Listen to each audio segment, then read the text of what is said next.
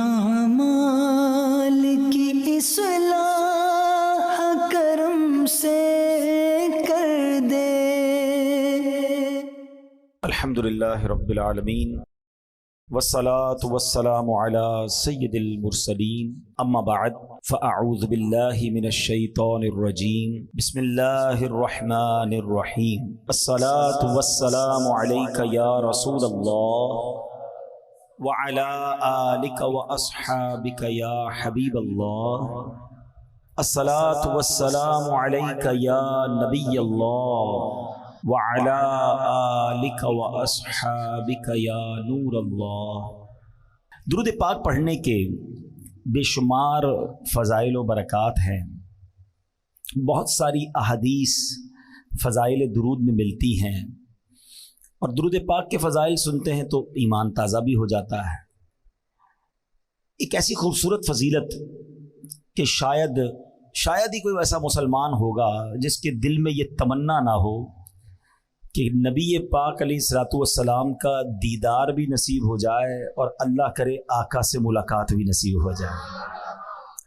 نبی پاک سے ملاقات، سبحان اللہ، صحابہ نے کی نا، کیسا دیدار تھا کہ جو ایمان کی حالت میں دیکھتا تھا تو صحابی کے درجے پر پہنچ جاتا تھا۔ صحابی کی تعریف کیا ہے؟ What is the definition of صحابی؟ کہ جس نے ایمان کی حالت میں نبی پاک کا دیدار کیا یا ان کی صحبت اٹھائی اور ایمان کی حالت میں اس کا انتقال ہو گیا۔ اچھا، یہ درجہ جب مل گیا کسی کو تو کیسا درجہ ملا کہ دنیا کا کوئی غوث، کوئی کتب، کوئی ابدال، کوئی ولی وہ کسی صحابی کے مرتبے تک نہیں پہنچ سکتا۔ اور آپ کو پتہ ہے ایسے بھی صحابہ گزرے ہیں جنہوں نے ایک بھی نماز نہیں پڑھی، جنہوں نے ایک بھی روزہ نہیں رکھا۔ جی ہاں، یہ کیسے ہوا؟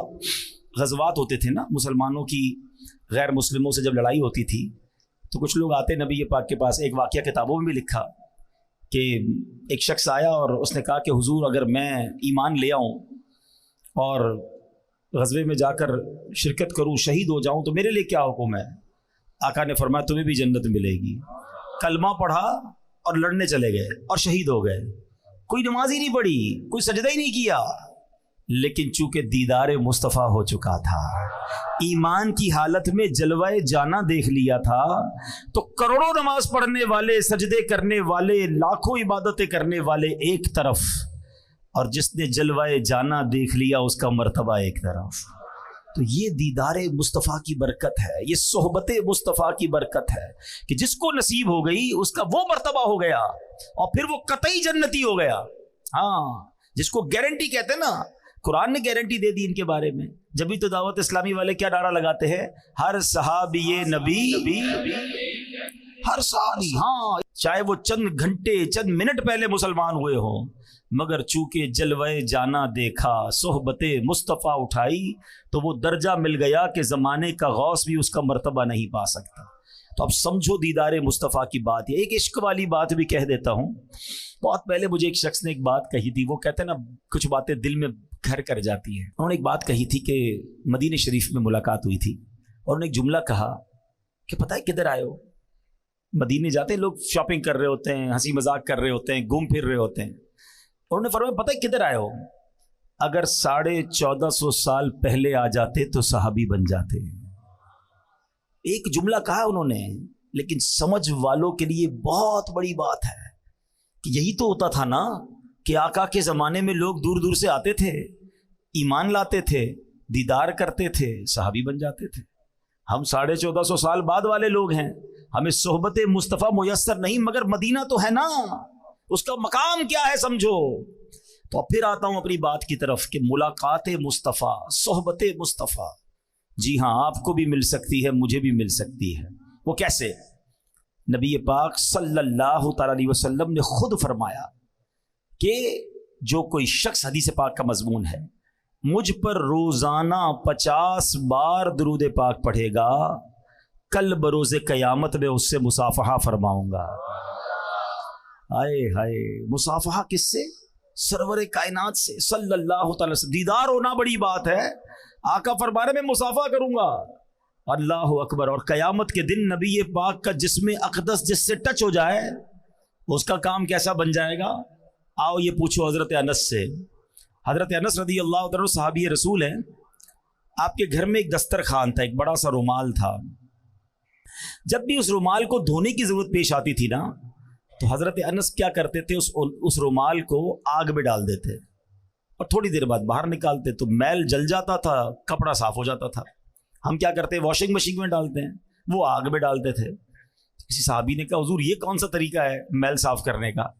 آپ نے فرمایا بات یہ ہے کہ ایک بار سرکار دو عالم صلی اللہ تعالی علیہ وآلہ وسلم میرے گھر تشریف لائے تھے. میرے آقا نے اس کپڑے کو ہاتھ لگایا ہے, جب سے ہاتھ لگایا ہے دنیا کی آگ اثر ہی نہیں کرتی ہے. اب مجھے بتاؤ, جب کپڑے پر نبی پاک ہاتھ لگا لیں, دنیا کی آگ اثر نہ کریں, جس مسلمان سے ہاتھ ملا لیں اس کا کیا حال ہو جائے گا؟ پھر جہنم کی آگ نے کیا کرنا ہے؟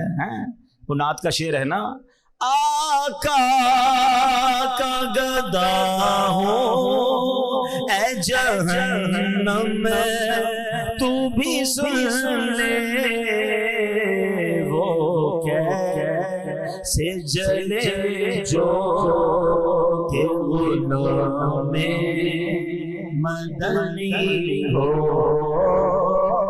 وہ کیسے جلے جو کہ غلام مدنی ہو. اب درود پاک, اب سوچ لو کتنے پڑھنے ہیں درود. کنجوسی نہ کرو, درود پڑھنے پکڑ لو اس کو. بیمار ہو درود پڑھو, پریشان ہو درود پڑھو, روزی کا پرابلم ہے درود پڑھو, اولاد چاہیے درود پڑھو, ٹینشن ہے درود پڑھو, مدینے جانا ہے درود پڑھو, دیدار مصطفیٰ کرنا ہے تو درود پڑھو.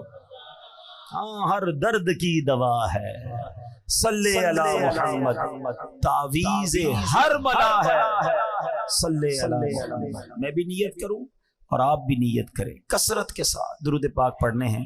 آئیے مل کر محبت کے ساتھ بآواز بلند درود پاک پڑھ لیں. صلو علی الحبیب صلی اللہ تعالی علی محمد صلی اللہ علیہ وسلم.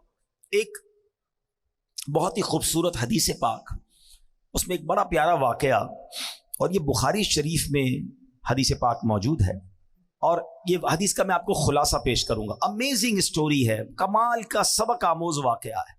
چلے ایک چھوٹی سی بات اور کر لو, اشارہ کہہ کے نکل جاؤں گا.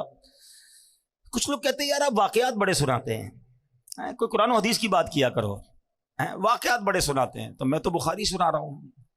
نبی پاک علیہ الصلوۃ والسلام نے جا بجا صحابہ کو واقعات بتائے ہیں. اچھا, قرآن پاک جس نے پڑھا ہے, چلو ہم قرآن کی بات کرتے ہیں. قرآن میں کتنے واقعات ہیں؟ 100 سے زیادہ واقعات قرآن میں. سورہ بقرہ کو بقرہ کیوں کہتے ہیں؟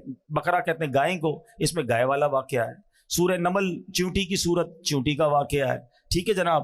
سورہ کہف میں 3 واقعات موجود ہیں. ٹھیک ہے نا, تو واقعات ہی واقعات ہیں, 100 کے قریب واقعات. سورہ یوسف پورا حضرت یوسف علیہ السلام کی سیرت کا واقعہ موجود ہے. تو نہ جانے کیوں ان کو پرابلم ہے. ایکچولی پہلے سمجھے بات, قرآن میں واقعات کیوں ہیں, حدیث میں واقعات کیوں ہیں. اب سائنس جا کر سمجھی ہے. اب آپ دیکھیں, بچوں کو کوئی بھی بات سکھانی ہوتی, کوئی سٹوری سناتے ہیں اسکول میں. کیوں سناتے ہیں؟ سٹوری سے بات سمجھ آ جاتی ہے, فٹ ہو جاتی ہے ادھر.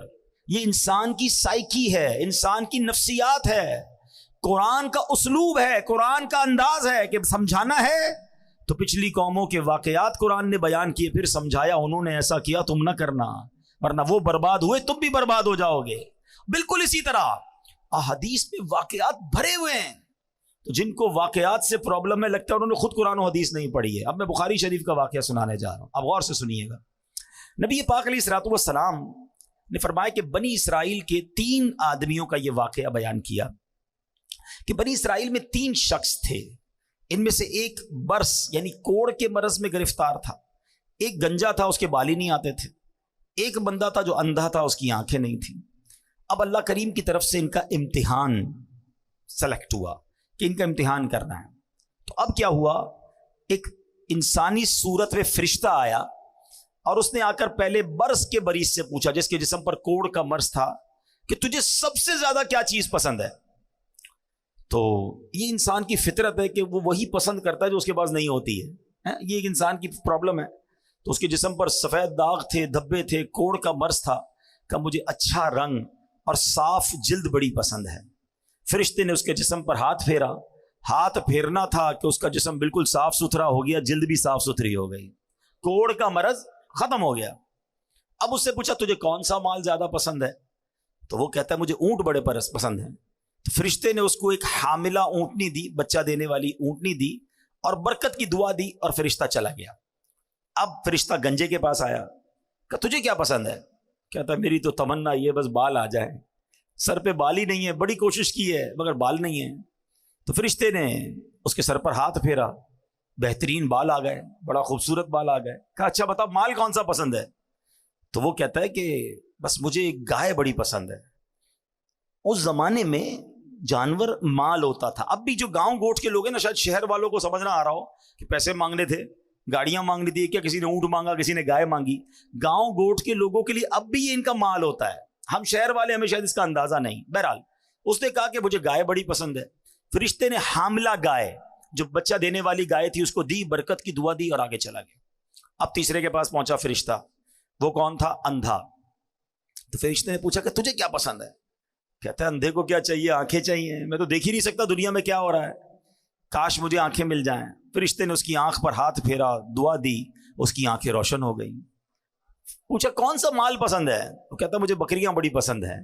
فرشتے نے اسے حاملہ بکری دی, بچہ دینے والی بکری دی اور دعا کی, برکت کی اور چلا گیا. اب اللہ کا کرنا دیکھیں کہ جو برس والا تھا اس کو اونٹنی دی تھی, گنجے کو بال بھی دی اور گائے بھی دے دی, اندھے کو آنکھیں بھی مل گئیں اور بکریاں بھی مل گئیں. اب اللہ پاک نے اتنی برکت دی کہ تینوں کے پاس ریوڑ کے ریوڑ ہو گئے, یعنی دوسرے لفظوں میں وہ لاکھوں پتی ہو گئے, کروڑ پتی ہو گئے. اب کچھ عرصے کے بعد وہی فرشتہ دوبارہ گیا ان کے پاس, اور اب اور شکل میں گیا, ایک غریب آدمی کی شکل بنا کر. اور وہ جو برس والا تھا, کوڑی تھا, جس کو برس بھی ٹھیک ہو گیا, بہت ساری اونٹنیاں بھی ہو گئی. تو کہا میں غریب آدمی ہوں. فرشتہ اس کے پاس جا کے کہتا ہے اور میرے پاس کچھ کھانے پینے کو نہیں, زیادہ راہ بھی نہیں ہے. اللہ تعالیٰ نے تجھے کتنی خوبصورت جلد دی ہے, کتنا خوبصورت جسم دیا ہے, اتنے سارے اونٹ بھی دیے ہیں, ایک اونٹ مجھے دے دو تاکہ میں بھی منزل تک پہنچ جاؤں. یہ سن کر وہ ناشکرا انسان بولتا ہے کہ میرے خرچے بہت زیادہ ہیں, میں تجھے کچھ نہیں دے سکتا. اب فرشتہ کہتا ہے میں تجھے جانتا ہوں, تو وہی تو نہیں جس کو کوڑ کی بیماری تھی, لوگ تجھ سے نفرت کرتے تھے, تو غریب اور محتاج تھا, پھر اللہ پاک نے تجھے مال دیا.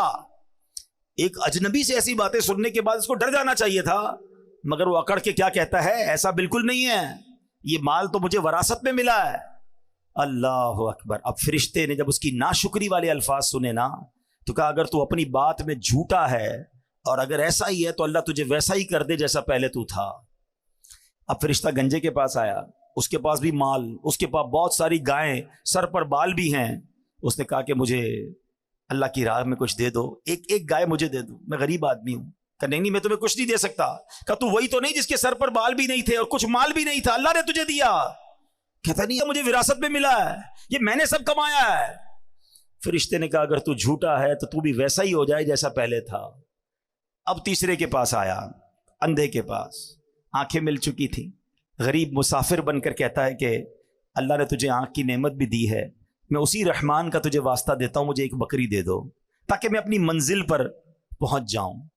اچھا وہ جو اندھا تھا نا, جو آنکھ والا ہو گیا, اس کو اپنا دور یاد آ گیا کہ ایک زمانے میں بھی بڑا غریب تھا, میرے پاس بھی کچھ نہیں تھا, آج ایک غریب میرے دروازے پر آیا ہے. وہ بولا بھائی میں تو پہلے اندھا تھا, اللہ نے مجھے آنکھیں دی, یہ کرم رب نے کیا. ارے میرے پاس کچھ بھی نہیں تھا, یہ اللہ نے مجھے سارا مال دیا ہے, یہ میری بکریاں ہیں, جتنی چاہیے اس میں سے تم اٹھا کر لے جاؤ. اللہ اکبر. وہ فرشتہ کہتا ہے تمہارا مال تمہیں مبارک ہو, یہ سارا مال اپنے پاس رکھ, تینوں کا امتحان لیا گیا تھا, تیرے لیے اللہ پاک کی رضا ہے اور تیرے دونوں دوستوں یعنی کوڑی اور گنجے کے لیے اللہ پاک کی ناراضی ہے. یہ بخاری شریف کا واقعہ ہے, یہ حدیث پاک ہے, مگر کتنا درس ہے اس میں ہمارے لیے. ہم روتے ہیں اللہ کی بارگاہ میں, ہم گر گڑاتے ہیں, بلکہ سچی بات یہ کہ 10 سال پرانا والا وقت یاد کرو نا, کہ پہلے جیسے ہم ہیں تقریباً لوگوں کو اللہ نے پہلے سے اچھا کر دیا ہے, آسانیاں دے دی ہیں, بہتریاں آ گئی ہیں, مگر زبان ہے کہ شکر ادا نہیں کرتی ہے, زبان ہے کہ ناشکری ختم نہیں ہو رہی. اور پھر لوگ کہتے ہیں میں نے کمایا ہے, یہ میری محنت ہے, یہ میرا سارا کمایا ہوا ہے. ارے میں اور آپ کیا چیز ہے؟ جو دیا ہے وہ رب نے دیا ہے. خدا کی قسم اللہ نہ چاہتا نا ہم الٹے بھی لٹک جائیں, کچھ نہیں مل سکتا. ہم نے دیکھا ہے بڑی محنت کرنے والے لوگ, نہیں ملنا ہوتا نہیں ملتا, اور جب اللہ نصیب میں لکھ دے تو بندے کو پتہ ہی نہیں ہوتا کدھر سے آ رہا ہے. یہ سب دینے والی ذات رب کی ہے. کبھی زندگی میں ناشکری مت کرنا. اے میرے پیارے اسلامی بھائیوں, یہ مال بڑی خطرناک چیز ہے. یہ انسان کو مغرور بنا دیتا ہے. مال کے سبب انسان غفلت کا شکار ہو جاتا ہے. مال کی وجہ سے بہت سارے گناہوں کا دروازہ کھل جاتا ہے, یہاں تک کہ مال بعض اوقات برے خاتمے کا سبب بھی بن جاتا ہے. البتہ یہ تمام مال کی برائیوں کی جو جڑ ہے نا, وہ جڑ پتہ ہی کیا ہے؟ جب انسان اس سارے مال کو اپنی ملکیت سمجھ لے, جب آدمی مال کو اپنی ذاتی ملکیت سمجھتا ہے, خون پسینے کی کمائی سمجھتا ہے, تو اب غرور آنا شروع ہو جاتا ہے.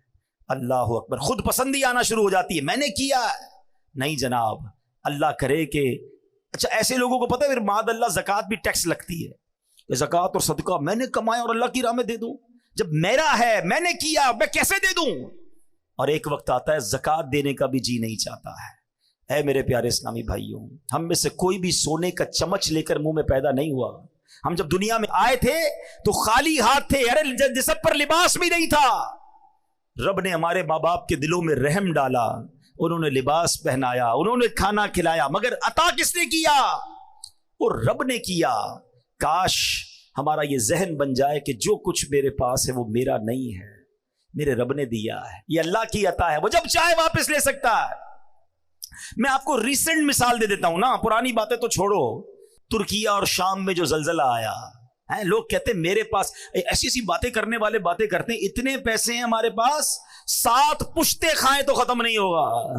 ارے بھولے تمہاری, سیکنڈوں میں چلا جا سکتا ہے. 40 سیکنڈ لگے. میں تو موجود تھا نا, میں 6 تاریخ کو زلزلہ آیا, میں 7 کو ترکیہ پہنچا. ہماری موجودگی میں بھی زلزلے آ رہے تھے. یعنی میں نے اپنی آنکھوں سے دیکھا, بڑی بڑی بلڈنگیں, عالی شان بلڈنگیں, لگژری فلیٹس, کروڑوں روپے کے وہ فلیٹس ہوں گے. علاقہ بتا دیتا ہے. گھر موجود ہے اور لوگ زمین پہ پڑے ہوئے ہیں, ہمت نہیں ہو رہی بلڈنگ میں جانے کے لیے. ہم نے ساری رات روڈ پہ گزاری. ہمارا فیضان مدینہ سامنے تھا. اسلامی بھائیوں نے کہا اندر کمبل بھی پڑے ہوئے ہیں, کسی نے کہا تکیہ بھی ہے, کسی نے کہا فریج میں سامان کھانے پینے کا بھی. ہمارے پاس کھانا بھی نہیں تھا, کھانے کو کچھ نہیں تھا. ایک ڈبل روٹی میں ہم نے تھوڑا تھوڑا کھایا. تو کسی نے کہا جا کے لے آؤں, کسی نے کہا نہیں اندر مت جانا, ہلکا سا بھی جھٹکا آیا تو پوری بلڈنگ میں کریکیں گر جائے گی.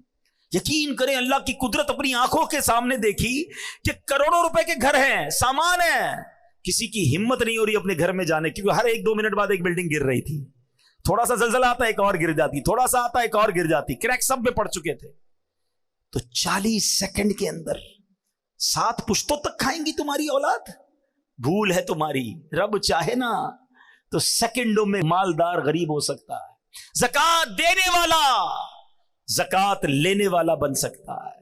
صحت مند محتاج ہو سکتا ہے. پیر ٹوٹ گئے, ہاتھ ٹوٹ گئے, ہڈیاں ٹوٹ گئی, زندہ لوگ دنیا سے چلے گئے, اور ایسی بے بسی کی موت آئی ہے. پیارے اسلامی بھائیوں, اللہ ہمارے سارے مسلمان بھائی بہنوں کی مغفرت فرمائے. جو اس میں شہید ہوئے وہ آوازیں دیتے رہے. میں موجود تھا, مجھے اسلامی بھائی نے کہا 32 افراد اس بلڈنگ میں موجود ہیں اور زندہ ہیں, آوازیں آ رہی ہیں. اچھا کئی آپ نے بھی سوشل میڈیا پر دیکھا ہوگا, کئی جگہوں سے تو اندر بلڈنگ سے ویڈیوز بنا کے لوگ بھیج رہے تھے کہ ہم زندہ ہیں, میں نکالو. کیونکہ وہ زلزلے میں بلڈنگ ایسے کریک ہوئی تھی کہ ان کے اوپر نہیں گرا ملبہ, مگر راستہ بند ہو گیا. اب جب تک بلڈنگ کٹے گی نہیں بندہ باہر نہیں نکلے گا. تو بچے اندر, عورتیں اندر, مرد اندر, مگر کوئی نکال نہ پایا. 2-3 دن تک تو آوازیں دیتے رہے, جب تک موبائل کی بیٹری چلتی رہی, فون کرتے رہے. اس کے بعد موبائل کی بیٹری بھی ختم ہو گئی اور سانسیں بھی ختم ہو گئی. میرا ہے, میں نے کمایا ہے, میری محنت ہے, میں نے اتنی بلڈنگیں بنا لی, میں نے اتنے پیسے بنا لیے. ارے کچھ میں نے نہیں کیا ہے, یہ سب میرے اللہ نے دیا ہے, سب میرے مالک کا احسان ہے. میں بھی بھیک مانگنے والا ہو سکتا تھا, میں بھی روڈ پر سونے والا ہو سکتا تھا, میں بھی جناب پھٹے پرانے کپڑے پہن کر بازاروں میں گھومنے والا ہو سکتا تھا. اگر آج سواری دی ہے تو رب نے دی ہے, آج گھر دیا ہے تو رب نے دیا ہے, آج اولاد دی ہے تو رب نے دی ہے. ارے ان بیچارے غریبوں کی تو شادیاں بھی نہیں ہوتی ہیں. آج میرے اور آپ کے پاس فیملی ہے نا, بیوی ہے, بچے ہیں, شکر ادا کرو, کیونکہ رب نے عزت دی تو شادی ہوئی نا. یہی نہ ہوتی تو کیسے کر رشتہ ہوتا. کئی غریب ہے بیچارے, روڈوں پہ سوتے ہیں, کھانے کو کچھ نہیں, کچرا اٹھاتے ہیں, کون شادی کرتا ہے ان سے, فیملی بھی نہیں بن پاتی ان کی. تو میں نے ایسا کیا کمال کیا کہ اللہ نے مجھے اتنا کچھ دے دیا, اور پھر بھی میں شکوہ کروں, پھر بھی میں شکایت کروں, پھر بھی میں کہوں کہ میرے پاس کچھ نہیں, میں پیچھے رہ گیا. کبھی شکوہ نہ کرنا اور کبھی اترانا نہیں.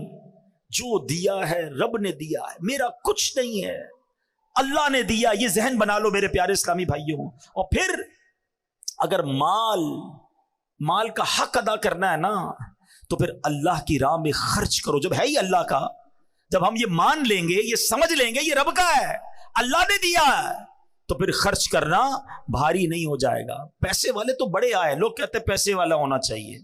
ارے پیسے والا قارون بھی تھا, اور پیسے والے عثمان غنی بھی تھے. ہیں, اللہ قارونی مال نہ دے, عثمانی مال عطا فرما. اللہ سے دعا مانگا کرو, یا اللہ پیسے دے دے, نہیں یہ نہ کہا کرو, اے اللہ مال دے تو تیری راہ میں خرچ کرنے کا دل بھی عطا فرما, مال دے تو عثمانی مال عطا فرما. میں کئی بار سنتا رہتا تھا, پڑھا بھی تھا کہ حضرت عثمان غنی کے مال میں اللہ نے کتنی برکت دی. پتہ ہے کیا کرتے تھے وہ؟ ہر بار خرچ کر دیتے تھے اللہ کی راہ میں, دل کھول کر خرچ کرتے. اللہ نے برکت کیسی ڈالی. آپ دنیا سے چلے گئے, آپ کے باغ رہ گئے, آپ کے کنویں رہ گئے. حضرت عثمان کا باغ آج بھی مدینے میں موجود ہے, کنواں بھی موجود ہے, اور پراپرٹیز بھی ہیں. تو گورنمنٹ نے کیا کیا کہ ایک وقف عثمان بنا دیا. جتنے پیسے اس باغ سے, ان پراپرٹی سے آتے ہیں, اس سے وہ غریبوں کی مدد کرتے ہیں. ابھی بتایا کسی نے ریسنٹلی کہ مدینے شریف میں ایک ہوٹل ہے, 5 اسٹار یا 4 اسٹار ہوٹل ہے, اس کا نام ہی وقف عثمان ہوٹل ہے. حضرت عثمان کے اکاؤنٹ سے اتنے پیسے جمع ہو گئے کہ ایک ہوٹل بنا دیا گیا ہے, اور اس ہوٹل میں جتنے حاضرین رہیں گے, زائرین رہیں گے, وہ پیسے جمع ہوں گے, وہ بھی وقف عثمان پہ خرچ ہوتے رہیں گے. میں سوچنے لگا اللہ اکبر, حضرت عثمان غنی کا ثواب تو سوچو, وہ آج مزار میں ہیں, مگر 1450 سال ہو گئے صدقہ ان کا جاری ہے. مال بہت سو کے پاس آیا جناب. آج کل فہرست آتی ہے, world number 1, world number 2, world number 3. ارے کیا کرنا اس مال کو جو غرق کر دے انسان کو. مال ملے تو اللہ عثمان غنی کے مال کا صدقہ عطا فرمائے. قارون کے پاس کیا تھا, کتنا مال تھا آپ کو پتا ہے؟ یعنی خزانہ کتنا تھا؟ خزانہ نہیں, خزانے کی چابیاں جو قارون کی تھی نا, وہ اونٹوں پر لادی جاتی تھی, صرف چابیاں. تو سوچو خزانہ کتنا ہوگا. اسی مال کی آفت کیسی اس پر غالب ہوئی کہ حضرت موسیٰ علیہ الصلوۃ والسلام کی گستاخی کی, اللہ پاک کے احکام کی نافرمانی کی. قارون کا پرابلم پتہ ہے کیا تھا؟ اس کو اتنا مال تھا کہ حضرت موسیٰ نے اس کو زکوٰۃ کا جب حکم دیا نا, تو اس زمانے پتہ ہے زکوٰۃ کتنی تھی؟ 1000 پر 1 روپیہ. آج کتنی؟ 100 پر 2.5 روپے نا, اگر وہ پورا سال گزر جائے. پھر اس زمانے میں 1000 پر 1 روپیہ تھی, بہت تھوڑی زکوٰۃ تھی. مگر اس کی وہ 1000 پر 1 روپیہ کو جب اس نے کیلکولیٹ کیا نا, تو وہ اس زمانے کے اربوں روپے بن گئے. وہ کہتا ہے اتنے سارے زکوٰۃ میں کیسے دے دوں, میرا مال کم ہو جائے گا. اللہ اکبر. اللہ سے ایک اور دعا کیا کرو, میں تو کرتا ہوں, سمجھ آئے تو آمین کہہ دینا, کہ اللہ وہ مال مت دینا جس کی زکوٰۃ بھاری پڑ جائے, مال وہ دینا جس کی زکوٰۃ دل سے دینے کا شوق پیدا ہو جائے. کیا کرنا ہے ایسے مال کو کہ مال اتنا ہو گیا, اوئے ہوئے ہوئے اب کروڑوں روپے زکوٰۃ دینی پڑے گی. ارے تجھے اللہ نے اربوں دیے ہیں, تب کروڑوں بن رہے نا. اللہ مال دے تو خرچ کرنے کا لطف بھی عطا فرمائے. خوش نصیب پتہ ہے کون ہے؟ ہاں, یہ بات شاید بہت سو کو سمجھ نہیں آئے گی. 2-4 ہزار زکوٰۃ بنے, 1-2 لاکھ زکوٰۃ بنے, وہ نکل جاتی ہے. جب زکوٰۃ کروڑوں میں بن جائے نا, پھر یہاں بوجھ شروع ہو جاتا ہے. اللہ اس بوجھ سے بچائے. مزہ خوش نصیب پتہ ہے کون ہے؟ کہ جب بھی وہ اللہ کی راہ میں خرچ کرے نا, اس کے دل میں خوشی داخل ہو, وہ مزہ کرے, انجوائے کرے, وہ سمجھ لے اچھا آدمی ہے, مزہ آ رہا ہے نا. تمہیں اللہ کی راہ میں خرچ کر کے فکر نہیں ہو رہی, ٹینشن نہیں ہو رہی, بوجھ فیل نہیں ہو رہا, سمجھ لو دل میں معاملہ ٹھیک ہے. لیکن جیسے ہی میں کسی غریب کی مدد کرتا ہوں, مسجد میں دیتا ہوں, اللہ کی راہ میں خرچ کرتا ہوں, اور ادھر تکلیف شروع ہو جاتی ہے نا, سمجھ لو دیر از سم تھنگ رانگ, گڑبڑ ہے. اللہ کا مال اللہ کی راہ میں دے رہا ہوں, تکلیف کیوں ہو رہی ہے؟ مجھے ایک بات بتاؤ, آپ کے پاس کوئی بندہ کہے یار یہ میرے 1 لاکھ روپے رکھنا, میں بعد میں لے لوں گا, اور تھوڑے دنوں بعد آپ کو فون کرے میں بندہ بھیج رہا ہوں, اس کو 5000 دے دینا, تکلیف ہوگی آپ کو؟ کیوں نہیں ہوگی بھائی؟ اسی کے ہیں, لاکھ روپے رکھوائے ہوئے ہیں, 5000 مانگ رہا ہے, تو تکلیف کس بات کی ہے؟ ہمارے پاس اللہ نے, مثال دے رہا ہوں, مثال کے طور پر 1,00,000 روپے رکھوائے, اور 1 سال بعد 2,500 روپے کا حکم آتا ہے کہ 2.5% زکوٰۃ دے دو. تکلیف کس بات کی ہے؟ تکلیف پتہ کس بات کی؟ یہ میرے ہیں. اگر جس دن تم نے مان لیا نا اللہ کے ہیں, تو کوئی تکلیف نہیں ہوگی. اللہ تیری راہ میں دے رہا ہوں. اچھا مزے کی بات کیا ہے, اللہ کی راہ میں دیتے ہو, اللہ اور بڑھا دیتا ہے. اللہ نے وعدہ فرمایا اور بڑھا دوں گا. اچھا پھر فطرہ اس کو دینے کو پرابلم ہو رہی ہوتی ہے لوگوں کو, قربانی اس میں پرابلم ہو رہی ہے. اللہ کا ہی مال ہے بھائی, اور اللہ ملٹی پلائی بھی کر رہا ہے. میں گارنٹی دیتا ہوں, مجھ سے نہ پوچھیں, کسی سے بھی پوچھ لیں, جو حلال کماتا ہے اور پوری زکات دیتا ہے, ہر سال اللہ اس کی زکات میں اضافہ فرما دیتا ہے. زکات میں اضافے کا مطلب کیا ہوا؟ مال میں بڑھ گیا نا, مال بڑا تو زکات بڑھی نا. اس کا مطلب یہ طے ہے کہ اللہ کی راہ میں خرچ کرنے سے مال کم نہیں ہوتا. یہ بس دل کا فطور ہے کہ دیتے وقت پتہ نہیں کیوں پرابلم ہوتی ہے. جس کو تکلیف ہوتی ہے نا وہ اپنے دل کا علاج کر لے کہ یار یہ میرے دل میں اتنی خباثت ہے کہ میرے رب نے مجھے مال دیا اور اسی کی راہ میں خرچ کرنے پہ مجھے پرابلم کیوں ہوتی ہے. خوش ہوا کرو. سچی بات یہ ہے, میں نے کئی سال پہلے ایک جملہ کہا تھا, دوبارہ کہہ دیتا ہوں, اللہ کرے میرے بھی دل میں بیٹھ جائے, آپ کے بھی دل میں بیٹھ جائے, کہ جب بھی اللہ کی راہ میں خرچ کیا کرو نا, سجدہ کیا کرو, شکر ادا کیا کرو, یا اللہ تیری مہربانی, تو نے دینے والا بنایا, مانگنے والا نہیں بنایا. ہاں یہ رب کی مہربانی ہے. اور جس دن تم دینے والے خوشی والے بن گئے نا, اللہ یہ ہاتھ دینے والا ہی رکھے گا, کبھی مانگنے والا نہیں بنائے گا, کیونکہ تمہیں دینے میں خوشی ہو رہی ہے.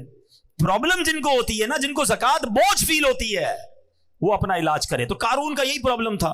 اس کا نتیجہ کیا نکلا؟ قرآن کہتا ہے فَخَسَفْنَا بِهِ وَبِدَارِهِ الْأَرْضِ فَمَا كَانَ لَهُ مِنْ فِئَةٍ يَنْصُرُونَهُ مِنْ دُونِ اللَّهِ وَمَا كَانَ مِنَ الْمُنْتَصِرِينَ. قرآن کہتا ہے تو ہم نے اسے اور اس کے گھر کو زمین میں دھسا دیا, تو اس کے پاس کوئی جماعت نہ تھی جو اللہ کے مقابلے میں اس کی مدد کرتی, اور نہ وہ خود اپنی مدد کر سکا. اب ذرا غور کیجئے. اچھا اس کے اندر ایک اور پرابلم پتہ ہے کیا تھی؟ قرآن ہی بتاتا ہے, قال انما اوتیتہ علی علم عندی. قارون کہتا تھا کہ یہ تو مجھے ایک علم کی بنا پر ملا ہے جو میرے پاس ہے. وہی والی بات, میں نے کمایا ہے, میں نے محنت کی ہے, میں نے جناب بڑا کمپیوٹر کا کورس کیا جب جا کے پیسے بنے, میں نے فلاں یونیورسٹی کی ڈگری لی ہے نا تب جا کے 2 لاکھ روپے کی نوکری ملی ہے. ارے میں نے کتنے سال کاریگر کے ساتھ بیٹھ کر کام سیکھا ہے تب جا کے میرا یہ کارخانہ بنا ہے. یہی ہم کہتے ہیں نا, یہ والا علم تھا, یہ والی سوچ تھی. قارون نے بھی یہی کہا, میرے پاس ایک علم ہے, اس علم کی وجہ سے مجھے یہ خزانہ ملا. اللہ اکبر. یہی بری سوچ تھی, یہی اس کی باطل سوچ تھی کہ قارون غضب الہی کا شکار ہوا اور برے خاتمے میں مبتلا ہو گیا. کچھ نہیں ہے میرے پاس, جو دیا ہے رب نے دیا ہے. فقط اللہ کی مہربانی سے تمہیں ترقی مل رہی ہے. ہمیشہ میرے پیارے اسلامی بھائیوں یہ ذہن رکھیے گا. ارے سبحان اللہ, علامہ ابو الحسن شاذلی فرماتے ہیں کسی شے کے متعلق ملکیت کا دعویٰ کرنے اور دل میں اس کی ملکیت کا خیال لانے سے بچو, کیونکہ جو بندہ ملکیت کا دعویٰ کرتا ہے وہ کامل مومن نہیں ہوتا. اللہ پاک تو خود فرماتا ہے ان اللہ اشتری من المؤمنین انفسهم واموالهم, بے شک اللہ نے مسلمانوں سے ان کے مال اور جان خرید لیے ہیں. ہم تو بک چکے ہیں بھائی, جنت کا سودا ہوا ہے نا, اللہ کے حبیب نے سودا کروایا ہے. ہم نے اپنے مال اور اپنا جان اللہ کی بارگاہ میں بیچ دیا ہے. تو جب ہمارا ہے ہی کچھ نہیں تو پھر دعویٰ کیسا؟ اللہ کرے کہ ہمارا یہ ذہن بن جائے. اچھا ایک اور خوبصورت بات, ابھی جو میں مثال دے رہا تھا کہ کوئی بندہ لاکھ روپے ہمارے پاس رکھوائے اور 5,000 روپے مانگے تو ہمیں کیا کہے گا؟ آپ کی مہربانی, آپ نے 5,000 دے دیے. نہیں کہے گا نا, اسی کے پیسے تھے, اس نے مانگے. مگر اللہ کی شان دیکھو, مال دیا رب نے, احسان کیا رب نے, اور اب جب ہم اللہ کی راہ میں خرچ کرتے ہیں تو اللہ قرآن میں کیا فرماتا ہے؟ سبحان اللہ, میرے رب کی شان کریمی دیکھو. اللہ قرآن میں فرماتا ہے من ذا الذی یقرض اللہ قرضا حسنا. ہے کوئی جو اللہ کو قرض حسن دے؟ ارے ذرا سوچے, یا اللہ تیرا مال ہے, ہماری کیا اوقات کہ تجھے قرض دیں؟ اللہ فرماتا ہے کوئی جو اللہ کو قرض حسن دے؟ فَيُضَاعِفَهُ لَهُ أَضْعَافًا كَثِيرًا, تو اللہ اس کے لیے بہت گنا بڑھا دے. وَاللَّهُ يَقْبِضُ وَيَبْسُطُ, اور اللہ تنگی اور کشائش یعنی کھول دیتا ہے. وَإِلَيْهِ تُرْجَعُونَ, اور تمہیں اسی کی طرف پھر جانا ہے. اللہ اکبر. تفسیر صراط الجنان میں اس آیت کے تحت ہے کہ راہ خدا میں اخلاص کے ساتھ خرچ کرنے کو قرض سے تعبیر فرمایا. یہ اللہ کا کمال درجے کا لطف و کرم ہے, کیونکہ بندہ بنایا ہوا اسی کا, مال اس کا عطا فرمایا ہوا, حقیقی مالک وہ, جبکہ بندہ اس کی عطا سے مجازی ملک رکھتا ہے. مگر قرض سے تعبیر کیوں کی گئی؟ علماء نے بڑی بحث کی. اللہ یہ فرما دیتا ہے کوئی جو اللہ کی راہ میں خرچ کرے, یہ کیوں فرمایا ہے کوئی جو اللہ کو قرض دے؟ اس کی پتہ وجہ کیا ہے؟ علماء کہتے ہیں جب بندہ کسی کو تحفہ دیتا ہے نا, گفٹ کرتا ہے, تو واپسی کی امید نہیں ہوتی ہے. دے دیا نا. اور کسی کو قرضہ دیتا ہے تو کیا ہوتا ہے؟ واپس ملے گا. کب دو گے بھائی؟ مہینے کے کتنے دو گے؟ گارنٹی کیا ہے؟ قرضہ الگ ہے، تحفہ الگ ہے. رب نے یہ نہیں فرمایا ہے کو جو اللہ کی راہ میں دے دے، فرمایا ہے کو جو اللہ کو قرض دے. سمجھ رہے ہو بات کو؟ اس کا مطلب یہ ہوا، یہ وعدہ کیا جا رہا ہے تم میری راہ میں خرچ کرو، میں تمہیں بڑھا کے واپس لوٹاؤں گا. ملنا ہی ملنا ہے، واپس آنا ہے. کاش یہ بات، یہ فارمولا سمجھ آ جائے. بلکہ سچی بات بتاؤں، اگر کوئی غریب بیٹھا ہے نا میرا بھائی، روزگار کا پرابلم ہے، قرضے میں ڈوب گیا ہے، کوئی پرابلم آ گئی ہے، یہ مت سمجھو کہ میں اللہ کی راہ میں کیسے خرچ کروں گا. بلکہ قبلہ مفتی قاسم صاحب نے ایک بڑی پیاری بات تفسیر قرآن صراط الجنان میں لکھی کہ دنیا بھر کے امیروں کا جائزہ لینا تو میجورٹی یعنی اکثریت ان میں کہیں نہ کہیں اچھے کام میں کچھ نہ کچھ خرچ کر رہی ہوتی ہے، اس لیے ان کا مال بڑھ رہا ہوتا ہے.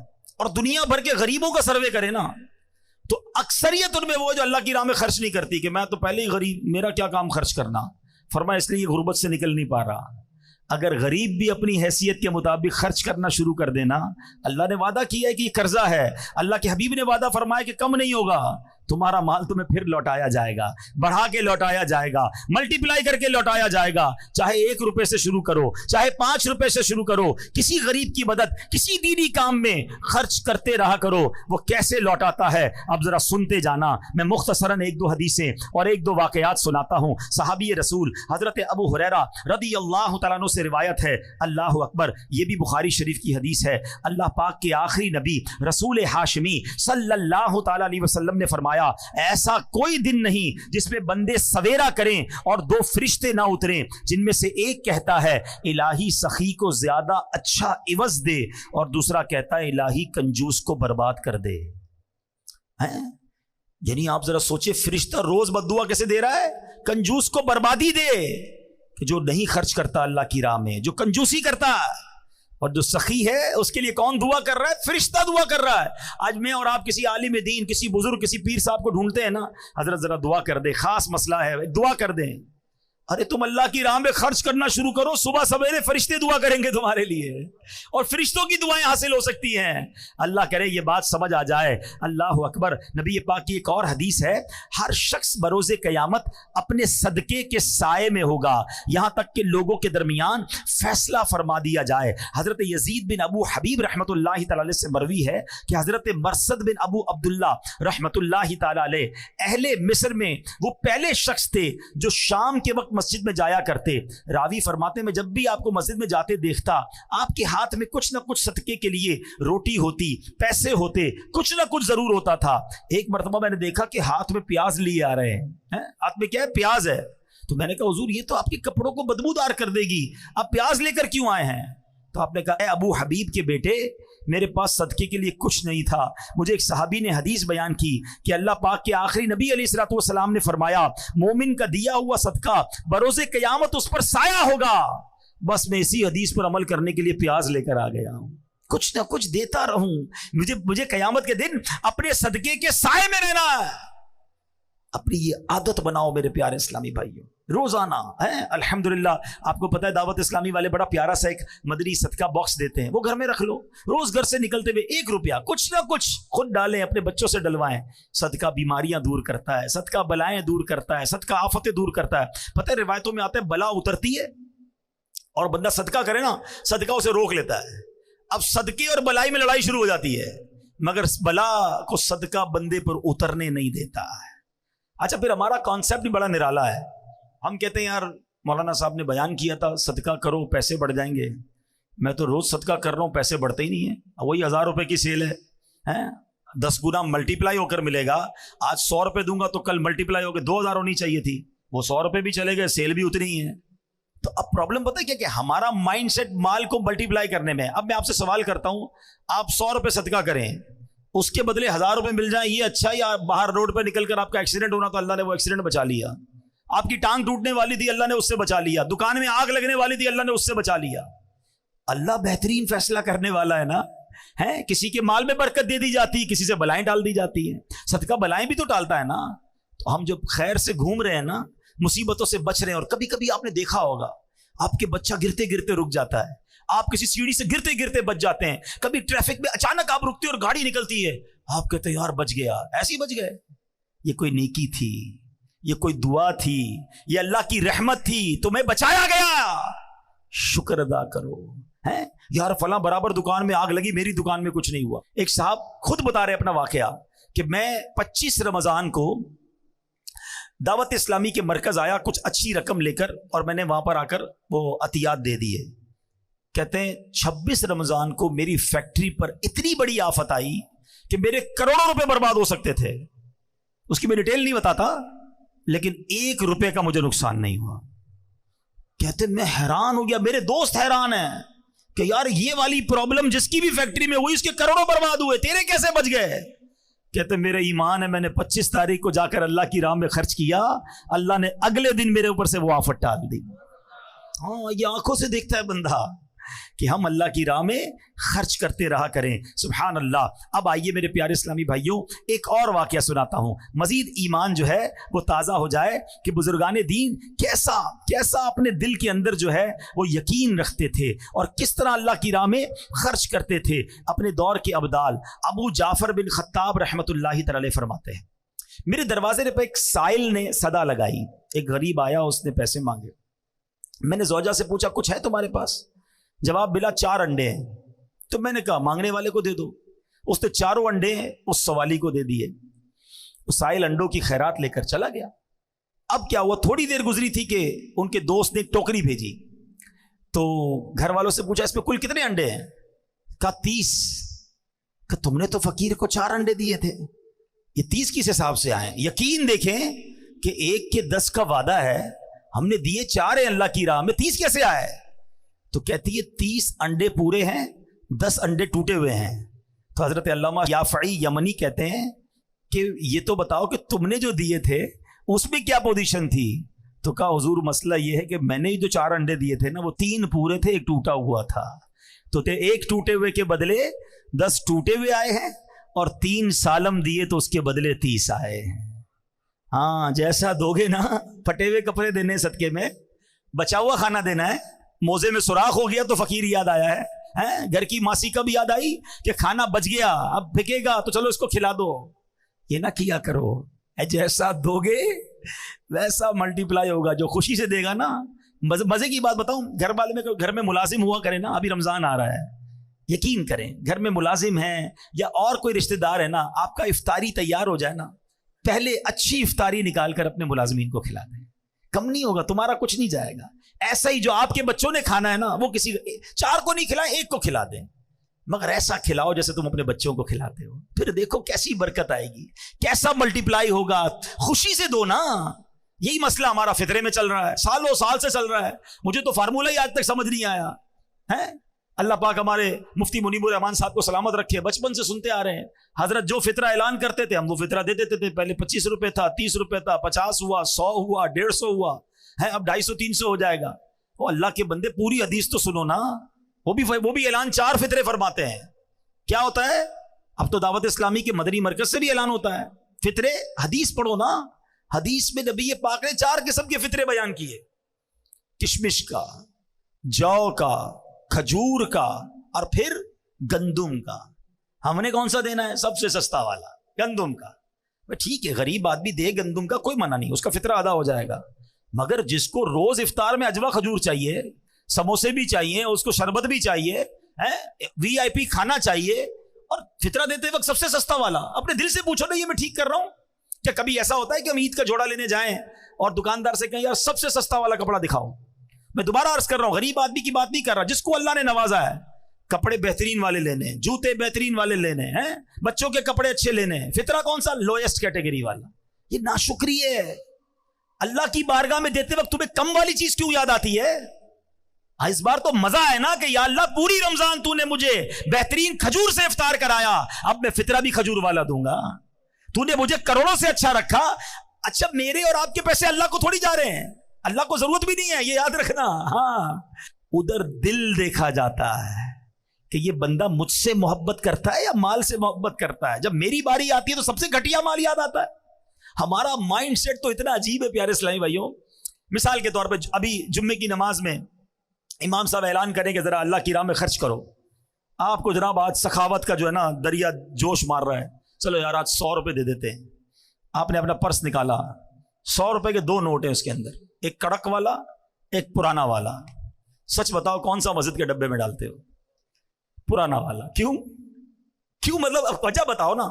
کڑک والا 110 روپے کا نہیں ہے, وہ بھی 100 روپے کا ہے. نیا میرے پاس رہ جائے, یہ پرانا والا اللہ کی راہ میں چلا جائے. اس سے چیک کر لو, اپنا پیرامیٹر چیک کر لو کہ جب بھی اللہ کی بارگاہ میں دینے کی باری آتی ہے نا, مجھے پرانی گھٹیا پھینکنے والی چیز کیوں یاد آتی ہے؟ کھانا بچ گیا تو اللہ کے نام پہ یاد آئے گا, ارے بھائی اچھا کھانا بھی کھلا دو نا. کپڑے پرانے ہو گئے تب کوئی فقیر یاد آئے گا.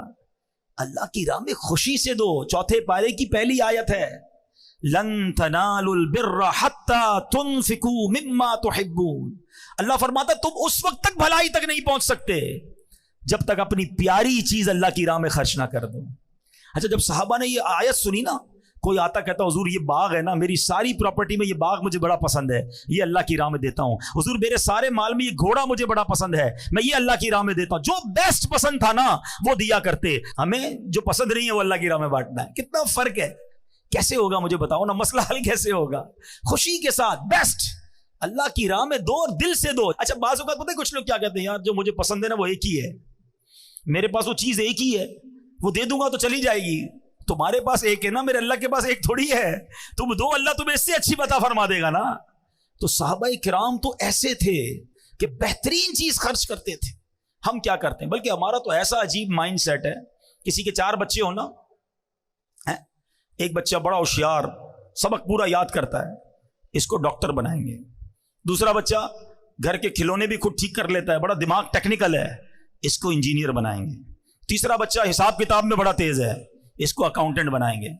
چوتھا بچہ بہت شرارتی, کچھ بھی یاد نہیں کرتا, بلکہ زبان بھی اس کی توتلی ہے, صحیح بات بھی سمجھتا نہیں ہے, اس کو مدرسے میں ڈال دیتے ہیں. یار آپ سوچو یار یہ کیا ہو رہا ہے. یعنی ہمارے گھر میں جو بچہ ہمارے کام کا نہیں وہ اللہ کی راہ میں دینا ہے. یہ بہت بڑی عجیب بات ہے. سچ بتاؤں, گھر کا بہترین بچہ عالم دین بناؤ. ہاں ایسا بچہ جو ذہین ہونا, یار اس کو مفتی بناؤں گا, یہ پوری دنیا میں جا کے دین کا ڈنکا بجائے گا. ہم کہتے ہیں ہمارے علماء آؤٹ ڈیٹڈ ہیں, ہمارے علماء اس طرح بات نہیں کرتے جس طرح لوگوں کو بات کرنی چاہیے. اور علماء بنانے کے لیے بچے کون سے دے رہے ہو؟ دو نا اپنے خاندان کا بہترین بچہ کہ جو عالم بن کر پوری دنیا میں دین کا ڈنکا بجائے, تب مزہ آئے گا نا. آپ را مٹیریل کون سا دیتے ہو مدرسے میں؟ تو یہ عجب ذہن بن گیا ہے. تو میرے پیارے اسلامی بھائیوں, جب رب کی بارگاہ میں دینے کی باری آئے نا, خوش دلی کے ساتھ, مزے کے ساتھ, بہترین دو. وہ دل دیکھتا ہے کہ یہ میرا بندہ مجھ سے پیار کرتا ہے یا مال سے پیار کرتا ہے. انڈے دیے تھے نا, جو پورے انڈے تھے اس کے بدلے پورے آئے, جو ٹوٹے تھے اس کے بدلے ٹوٹے انڈے آئے. آئیے میرے پیارے اسلامی بھائیوں, اب بیان ختم کرنے سے پہلے ایک اور پرابلم بھی ہے جو مال دیتے وقت, صدقہ دیتے وقت ہم گڑبڑ کر جاتے ہیں. اللہ کے پیارے حبیب صلی اللہ تعالیٰ علیہ وسلم نے خود اس کے بارے میں ہماری رہنمائی فرمائی ہے. یہ حدیث پاک سن لیں کہ ایک مرتبہ ایک شخص بارگاہ رسالت میں حاضر ہوا, عرض کی کہ حضور قیامت کے دن کون سی چیز نجات دلائے گی؟ اللہ کے حبیب علیہ السلام نے فرمایا اللہ پاک کے ساتھ بد دیانتی نہ کرنا. تو اس نے کہا حضور اللہ پاک کے ساتھ بندہ کیسے بد دیانتی کر سکتا ہے؟ اللہ یعنی ہماری عام سی زبان میں اللہ سے بے ایمانی کیسے ہو سکتی ہے؟ اللہ سے بد دیانتی کیسے ہو سکتی ہے؟ تو پیارے آقا علیہ السلام نے فرمایا کہ تم اللہ پاک اور اس کے رسول کی فرما برداری والا کام غیر اللہ کو راضی کرنے کے لیے کرو, یہ ہے بد دیانتی. پس ریاکاری سے بچتے رہو کیونکہ ریاکاری شرک اصغر ہے, اور قیامت کے دن ریاکار کو 4 ناموں سے پکارا جائے گا. اے بدکار, اے دھوکے باز, اے کافر, اے نقصان اٹھانے والے, تیرا عمل خراب ہوا, تیرا اجر برباد ہوا, آج تیرے لیے کوئی حصہ نہیں. اے دھوکہ دینے کی کوشش کرنے والے, اپنا ثواب اس کے پاس تلاش کر جس کے لیے عمل کیا کرتا تھا. یہ بڑا مسئلہ ہے. اول تو نیکی ہوتی نہیں, نیکی ہو جائے تو چھپتی نہیں, بے چینی شروع ہو جاتی ہے. پتہ تو چلے نا ماں بدولت نے اتنے پیسے دیے ہیں, ذرا امام صاحب نام لے کے اعلان کریں نا. وہ پہلے زمانے میں کیا ہوتا تھا کہ بھائی وہ اخبار میں تصویر کھنچواتے تھے, بڑا مشکل ہوتا تھا, بڑے بڑے لوگوں کی آتی تھی. اب تو ہر بندے کے اپنا اخبار ہے. پہلے کہتے نیکی کر دریا میں ڈال, اب نیکی کر سوشل میڈیا پہ ڈال. ہر چیز ویڈیو بنانی ہے، ہر چیز کی تصویر بنانی، ہر چیز لوگوں کو بتانی کہ اتنا صدقہ دیا، اتنا خیرات دیا۔ وہ ابھی رمضان آئے گا، پہلے بھی ہوا تھا کہ راشن کا 1 بورا ہوتا تھا، وہ غریب کو 1 بورا 5 بندے مل کے دے رہے ہیں، سب سیلفی بنا رہے ہیں، دیکھو اس غریب کی ہم نے مدد کی ہے۔ اس کے دل پر کیا گزرتی ہوگی؟ نہ کرو ایسا، احسان نہیں جتانا ہے۔ میں نے شروع میں بتایا میرا اور آپ کا جو ہے ہی کچھ نہیں، تو احسان کس بات کا جتانا؟ تو یہ ریاکاری جو ہے نا، یہ بڑا خطرناک وار ہے شیطان کا۔ اور صرف یہ صدقہ خیرات میں ہی، نماز والے کو بھی ریاکاری آتی ہے۔ میں تہجد پڑھتا ہوں، میں تو 5 ٹائم نماز باجماعت پڑھتا ہوں، کیوں بتانا ہے بھائی لوگوں کو؟ تہجد تو اکیلے میں پڑھی جاتی ہے، آپ دنیا کو بتا رہے ہیں، ٹھیک ہے نا؟ ایسی ہر روزے دار رجب شعبان رمضان کے میں روزے رکھتا ہوں۔ کس نے پوچھا آپ سے بھائی؟ روزہ تو ہے ہی ایسی عبادت جب تک بتائے نہ پتہ نہیں چلتی، مگر ہمیں پیٹ میں درد شروع ہو جاتا ہے، میں نے روزہ رکھا ہے، سامنے والے کو کیوں نہیں پتا؟ چیک کرو اپنا دل۔ حدیث پاک میں نبی پاک نے جملہ چھوٹا نہیں فرمایا، اللہ سے بددیانتی ہے یہ، اللہ کے ساتھ بےایمانی ہو گئی نا۔ عبادت اللہ کی کر رہے ہیں، دکھا دوسروں کو رہے ہیں، اور دوسروں کو دکھانے کے لیے کر رہے ہیں، تو یہ نہ کریں، کہیں ایسا نہ ہو سارا سفر بیکار ہو جائے۔ تو اللہ کی راہ میں اس بار خرچ کریں، دل کھول کر کریں، پورا رمضان عبادت کریں، مگر ریاکاری سے بچیں۔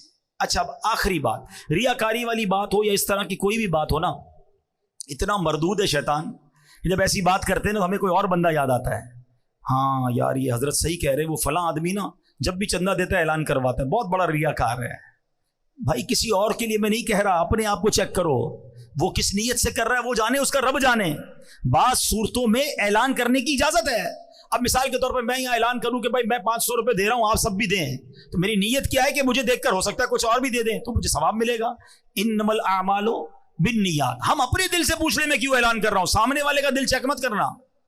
تو ریاکاری سے بچیں، دکھلاوے سے بچیں، اور جب بھی کسی کی مدد کریں نا احسان نہ جتائیں، یہ بہت بڑا مسئلہ ہے۔ قرآن کہتا ہے یا ایھا الذین آمنوا لا تبطلوا صدقاتکم بالمن والاذی، اے ایمان والو اپنے صدقے باطل نہ کرو، احسان جتا کر، تکلیف پہنچا کر۔ ہاں بھائی یاد ہے نا، نوکری کرنے آیا تھا میرے پاس، 2 پٹی کے چپل پہن کر آیا تھا، آج موٹر سائیکل والا ہو گیا، میرا احسان یاد ہے؟ بھول تو نہیں گیا؟ میں نے قرضہ دیا تھا، ٹھیلا لگاتا تھا، دکان والا ہو گیا۔ تیری بہن کی شادی کے وقت تو میرے پاس آیا تھا، میں نے تیرے کو قرضہ دیا تھا۔ توبہ توبہ توبہ، جو یہ کرتا ہے وہ سوچے وہ کتنی تکلیف پہنچاتا ہے اس غریب آدمی کو۔ ارے میرے پاس تھا کیا، اللہ کی مہربانی تھی تو میں نے اس کی مدد کی ہے، میں بھی تو کسی کے دروازے پر مدد لینے جا سکتا تھا۔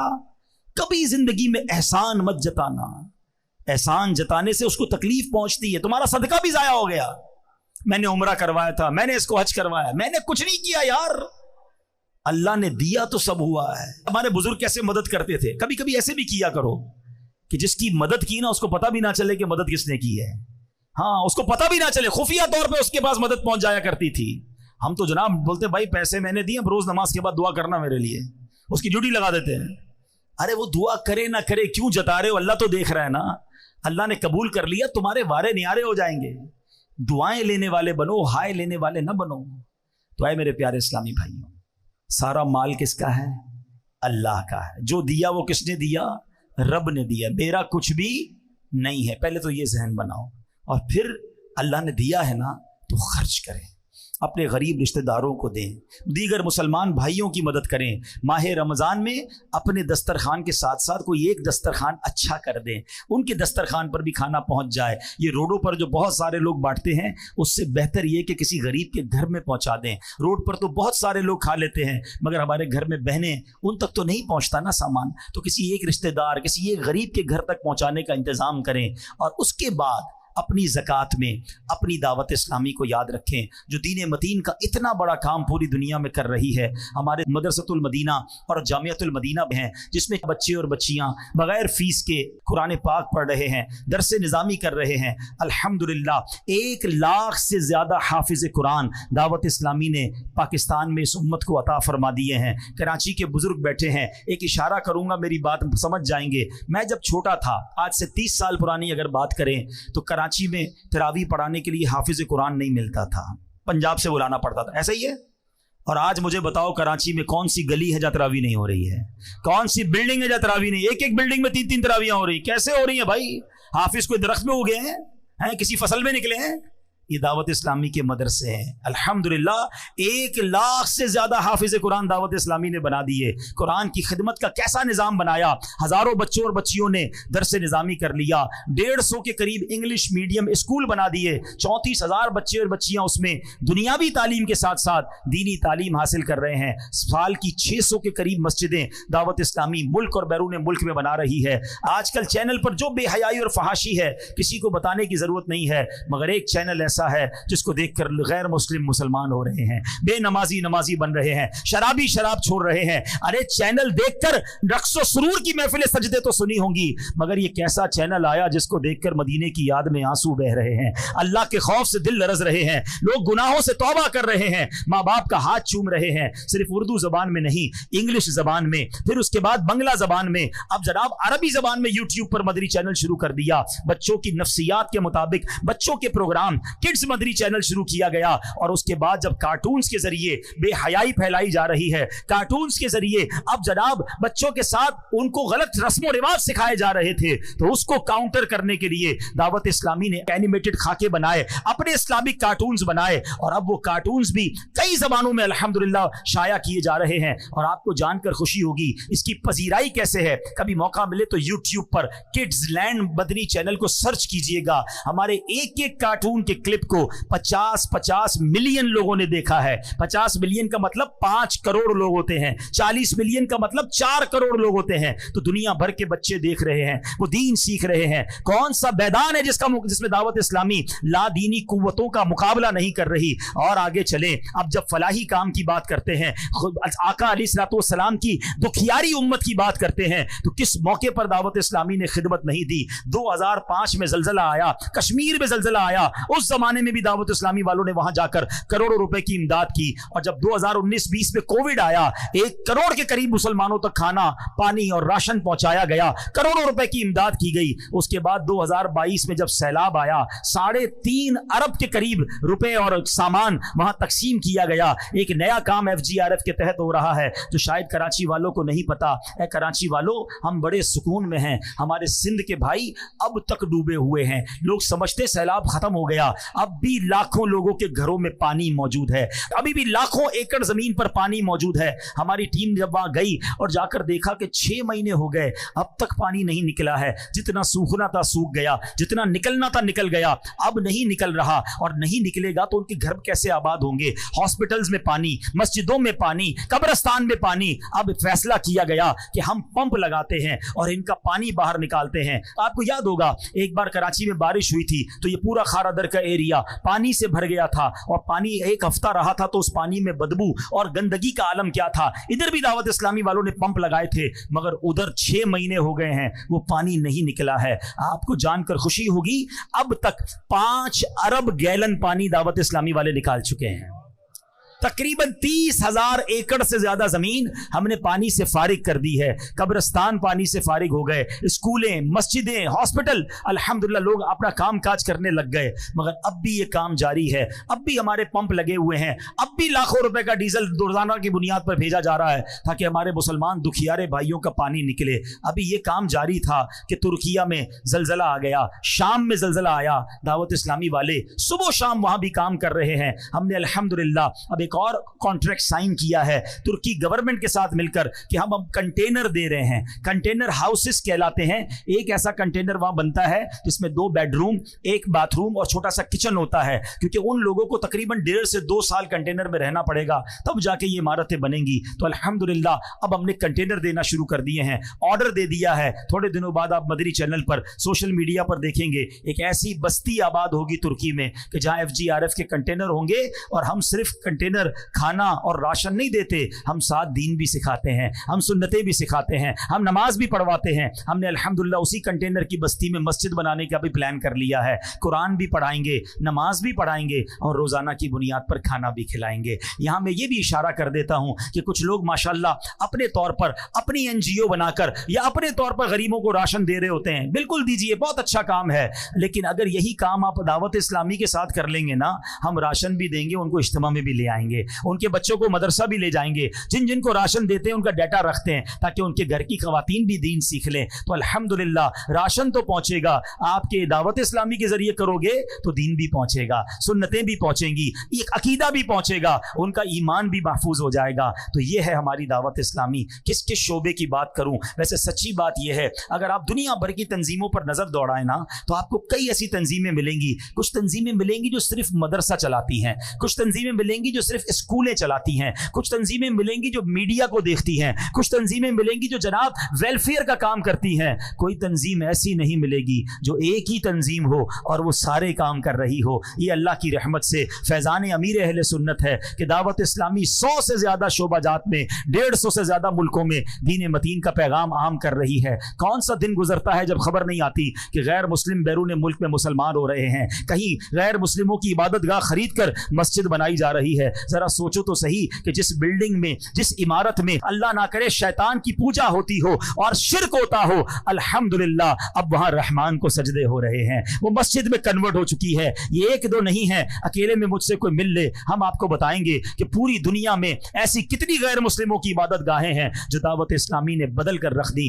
ایسا انقلاب یہ فقط دعوت اسلامی کے پیارے ماحول میں ملتا ہے. سچی بات بتاؤں, یہ میرے اور آپ کے پیسوں کے نصیب جاگتے ہیں, میرے اور آپ کے مال کے بھاگ جاگتے ہیں کہ وہ دین کے اتنے بڑے کام میں صرف ہو جائیں. تو اے میرے پیارے اسلامی بھائیوں, اس بار اپنی دعوت اسلامی کا ساتھ ضرور دینا, اس بار دل کھول کر ساتھ دینا, اور اپنی زکوٰۃ, اپنے عطیات, اپنا فطرہ ضرور دینا. ایک اور بات کر دیتا ہوں, کیونکہ ہم آج کل ڈونیشن کے لیے لوگوں کے پاس جا رہے ہیں. ایک عجب سا مسکنسیپشن بن گیا ہے کہ جناب دعوت اسلامی بہت اچھی تحریک ہے, دعوت اسلامی بہت بڑا کام کر رہی ہے, مگر دعوت اسلامی والوں کے پاس پیسے بھی بہت ہیں, تو اس لیے بہتر ہے کسی اور کو دے دو. ہمارے اپنے, ہمارے اجتماع میں آنے والے امیر اہل سنت کے مرید دعوت اسلامی, ان کے بچے دعوت اسلامی کے مدرسوں سے پڑھے, اور وہ کہتے ہیں یار اپنی زکوٰۃ کا تھوڑا حصہ دیتے ہیں دعوت اسلامی کو, باقی ہم دوسری جگہ دے دیتے ہیں. تو ہمارا حال پتہ کیا ہو گیا ہے, یہ جب سے ہونا شروع ہوا ہے, پتہ نہیں کس نے یہ ہوا پھیلائی ہے, کہ ایک گاؤں تھا, ایک واقعے سے بات سمجھ آ جائے گی. اس گاؤں میں دودھ کی کمی ہو گئی, تو گاؤں کے چودھری صاحب نے کہا ایسا کرتے ہیں, ایک بڑا سا گھڑا کھودتے ہیں, کنواں بناتے ہیں, اور سارے گاؤں والے ایک ایک دودھ کا گلاس اس میں ڈال دیں, تو وہ گڑھا بھر جائے گا, تو پھر جس کو دودھ چاہیے ہوگا اس میں سے بانٹ دیں گے. ایک بندے نے سوچا یار سارا گاؤں دودھ ڈالے گا, میں ایک گلاس پانی ڈالوں گا تو کیا فرق پڑے گا. جا کر چپکے سے پانی کا گلاس ڈال کے آ گیا. صبح ہوئی اور جب اس گھڑے میں دیکھا تو پورا گھڑا ہی پانی سے بھرا ہوا تھا. بات آئی سمجھ میں؟ ہر بندے نے کیا سوچا, میرے پانی کے گلاس سے کیا ہوگا. تو ابھی دعوت اسلامی کے ساتھ بھی یہی ہو رہا ہے, سبھی پانی کا گلاس ڈال دیتے ہیں, میرے پانی کے گلاس سے کیا ہوگا, باقی لوگ دے دیں گے.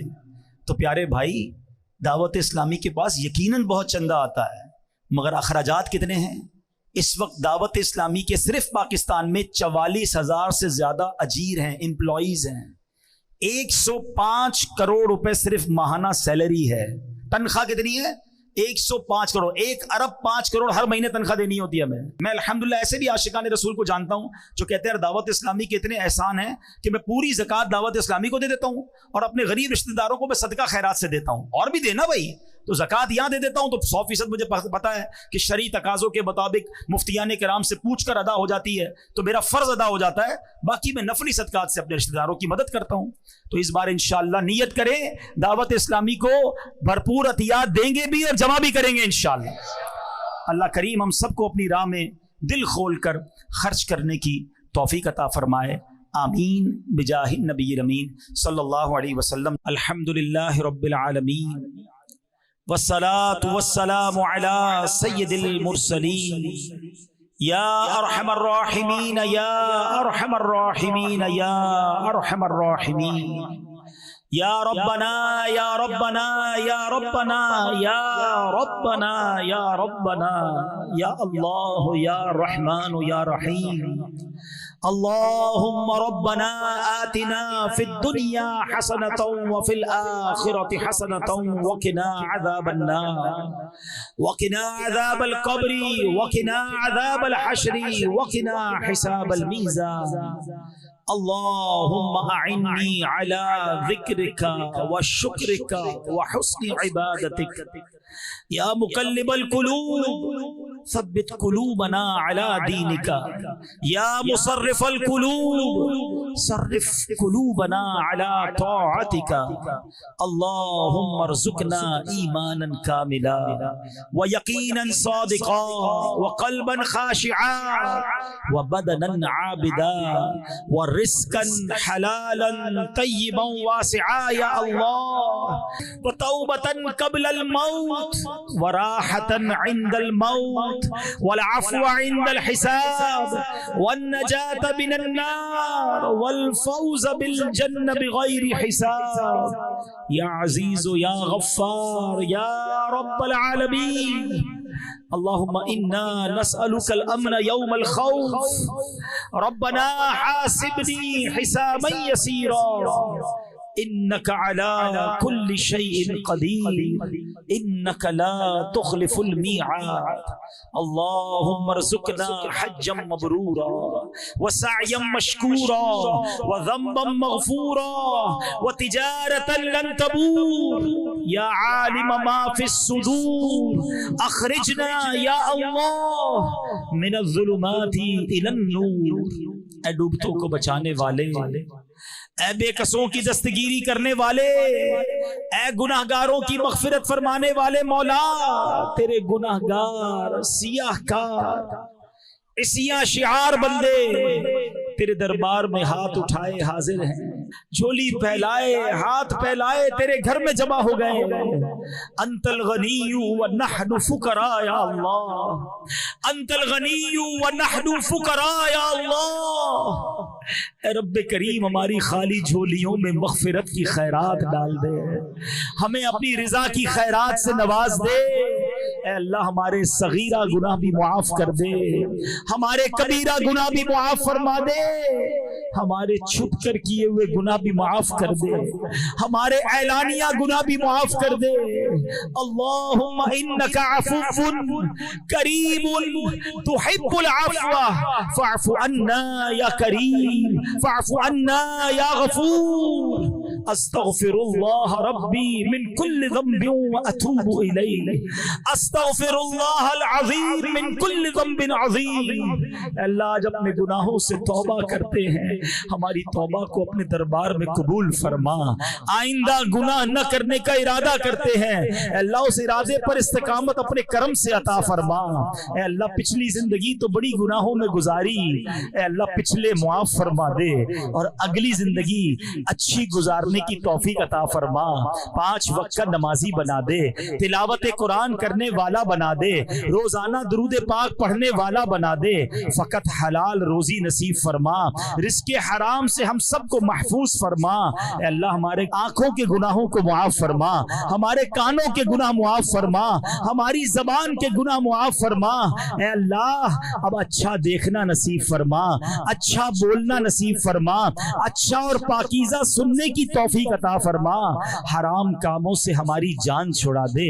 اے اللہ اے کریم مولا پروردگار، جو خوش نصیب بلا حساب جنت میں داخل ہوں گے، ان خوش نصیبوں میں ہم سب کا نام بھی تحریر فرما دے۔ اے اللہ تیرے بندے بہت دور دور سے آئے ہیں، بڑی تمنائیں لیے آئے ہوں گے، کوئی خود بیمار آیا ہے، کوئی بیمار گھر چھوڑ آیا ہے۔ اے شفا دینے والے ہمارے سارے مریضوں کو شفا عطا فرما۔ اے اللہ جو قرضوں میں ڈوبے ہیں ان کے قرضے اتر جائیں۔ اے اللہ جن کے روزی روزگار کے مسائل ہیں سب کے رزق حلال میں برکت عطا فرما۔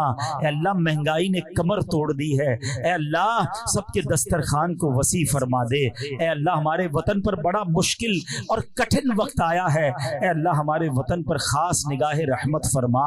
اے اللہ یہ مہنگائی کا سیلاب دور فرما دے، ہماری معیشت کو اپنے کرم سے سہارا عطا فرما۔ اے رب کریم، اے رب کریم، اے رات کے اندھیرے کو صبح کے اجالے سے بدلنے والے، ہماری دکھوں کی رات کو سکھ کی صبح سے بدل دے، ہماری بے قراری کی رات کو قرار کی صبح سے بدل دے، ہماری بے چینی کی رات کو چین کی صبح سے بدل دے، ہماری مدینے سے دوری کی رات کو صبح طیبہ سے بدل دے۔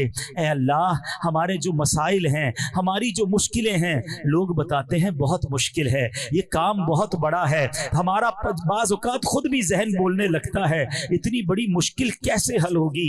اے اللہ یقیناً ہم کمزور، ہماری کوئی اوقات نہیں، ہمارے لیے مشکل بڑی ہے، تیرے لیے مشکل بڑی نہیں۔ ان اللہ علی کل شیء قدیر، اے اللہ ہمیں اپنی قدرت کا نظارہ دکھا اور ہماری مشکل آسان فرما دے، ہمارے دکھوں کو دور فرما دے، ہمارے مسائل کو تو نے حل کرنا ہے، اپنے کرم سے حل فرما دے۔ اے اللہ، اے رب کریم ہمیں جلدی جلدی حرمین طیبین کی حاضریاں نصیب فرما۔ اے اللہ حاضریوں کے راستے کھول دے، ہمارے لیے حرمین کی حاضریاں آسان کر دے۔ اے اللہ ہمیں کبھی مکہ مدینے سے محروم نہ کیجیو، اور رب کریم اسی سال حج بھی عطا فرما، اور جب آخری وقت آ جائے ہمیں آقا کے قدموں والی، آقا کی دید والی اور مدینہ منورہ والی موت نصیب فرما۔ برس تو حرم کی فضائیں دکھا، آمین آمین۔ برس تو حرم کی فضائیں تم کا مدینہ دکھایا الہی، پھر مکہ دکھایا الہی۔ اے رب کریم عالم اسلام کا بول بالا فرما، ہماری دعوت اسلامی کو ترقیاں اور عروج عطا فرما۔ قبلہ امیر اہل سنت، تمام علماء اور مشائخ اہل سنت کا سایہ ہمارے سروں پر تا دیر قائم و دائم فرما۔ وَأُفَوِّضُ أَمْرِي إِلَى اللَّهِ إِنَّ اللَّهَ بَصِيرٌ بِالْعِبَادِ لَا إِلَهَ إِلَّا أَنْتَ سُبْحَانَكَ إِنِّي كُنْتُ مِنَ الظَّالِمِينَ۔ کہتے رہتے ہیں دعا کے واسطے بندے تیرے، کر دے پوری آرزو ہر بے کسو مجبور کی۔ برکت ان اللہ و ملائکتہ یصلون علی النبی یا ایھا الذین آمنوا صلوا علیہ وسلموا تسلیما۔ اللهم صل علی سیدنا و مولانا محمد طب القلوب و دوائها وعافیة الابدان و شفائها و نور الابصار و ضیائها وعلى آلہ وصحبہ وبارک وسلم۔ جب دم واپسی ہو یا اللہ، سامنے ہو روضہ رسول اللہ، اور لب پہ ہو لا الہ الا اللہ محمد رسول اللہ۔ میرے اعمال کی اصلاح